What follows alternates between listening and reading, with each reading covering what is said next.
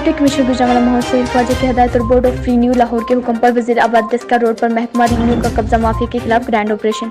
हमारे नुमाइंदा मलिक राशि महमूद की रिपोर्ट के मुताबिक वजीर आबाद दस्का रोड पर महकमा रीन्यू ने पुलिस की भारी नफरी के हमला काले खान नामी शख्स के कब्जा से 60 करोड़ मालियत की 100 किनाल के करीब कीमती ज़रई अराज़ी कब्जा वागज़ार करवा ली गई।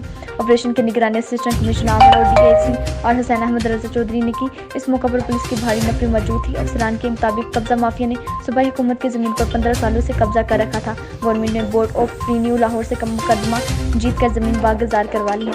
असिस्टेंट कमिश्नर आमिर महमूद का कहना था कि सरकार की 1 इंच जमीन पर भी किसी को कब्जा करने की हरगिज़ इजाज़त नहीं दी जाएगी। कब्जा माफिया होश के नाखून ले वरना इनका ठिकाना जेल होगी।